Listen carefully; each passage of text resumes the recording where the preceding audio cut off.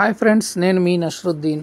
మనం ఈరోజు రిలీజ్ అయిన కలియుగం పట్నంలో అనే మూవీ గురించి తెలుసుకుందాం. ఈ మూవీ ఎలా ఉందంటే, టైటిల్కు తగ్గట్టే నంద్యాల అనే ఒక పట్టణంలో ఒక కుటుంబంలోని అన్నదమ్ములైన ఇద్దరు కవలలు, వారిలో ఒకరు మంచి వ్యక్తిత్వంతో జీవించేవారు. మరొకరు సైకలాజికల్గా సైకోనెస్తో బాధపడుతూ ఉంటారు.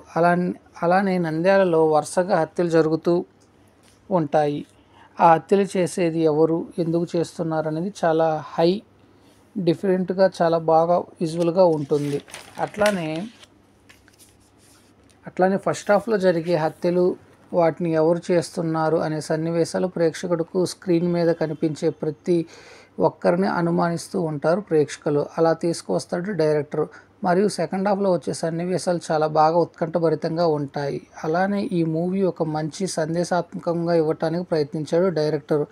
ఒక ఫ్యామిలీలో తల్లిదండ్రులు పిల్లలను ఎలా పెంచాలో దానిపై వారి ఆలోచన, అభిప్రాయాలు మరియు వారి భవిష్యత్తు అనేది ఆధారపడి ఉంటుందనేది చాలా చక్కగా చూపించాడు. మరియు అన్నదమ్ముల మధ్య గల బంధము, అలానే వారి మధ్య ఏర్పడే విభేదాలు, సంఘర్షణలను, ఆలోచన విధానంను వంటి సన్నివేశాలు బాగా కనెక్ట్ అవుతాయి ఆడియన్స్కి.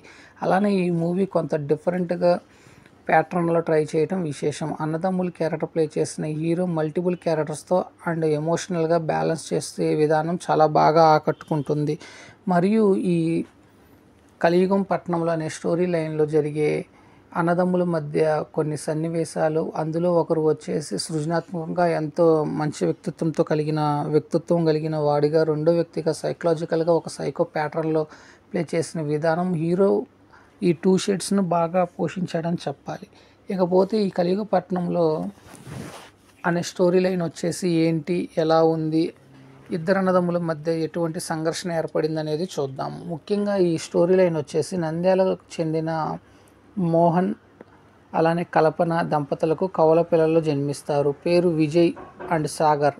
వీరిద్దరిలో సాగర్కి చిన్నప్పటి నుండి ఓ సైకలాజికల్ ప్రాబ్లం ఉంటుంది. రక్తం చూసి ఆనందపడుతూ ఉంటాడు. తన సైకో ప్రవర్తన చూసి భయపడిపోయిన మోహన్ అతన్ని మెంటల్ ఆసుపత్రిలో జాయిన్ చేస్తాడు. విజయ్ మాత్రం చక్కగా చదువుకుంటాడు. కాలేజీలో శ్రావణి అతన్ని ఇష్టపడుతుంది. కానీ ఆ విషయాన్ని 3 ఏళ్ల పాటు విజయ్తో చెప్పలేకపోవడంతో మరోవైపు నంద్యాలలో వరుస హత్యలతో పాటు ఆడపిల్లలు బయటికి చెప్పుకోలేని ఘోరాలు జరుగుతూ వాటి వెనక ఉన్నది ఎవరు కనిపెట్టేందుకు పోలీసు అధికారి చిత్రశుక్ల నంద్యాలకు వస్తుంది. ఆమె కనిపెట్టిన విషయాలు ఏమిటి, అమ్మాయిలపై అత్యాచారాలకు పాల్పడుతున్న దుండగులను చంపుతున్నది ఎవరు, హత్యలతో పాటు అక్కడ జరుగుతున్న మరో ఘోరం ఏంటి, సాగర్ విజయ్లో ఎవరు మంచివారు, నంద్యాలలో జరిగే ఘోరాలకు వీరికి ఉన్న సంబంధం ఏమిటి, చివరకు పోలీసులు నంద్యాల క్రైమ్ ఎలా చెక్ పెట్టారనేది తెలియాలంటే ఈ సినిమా చూడాలి.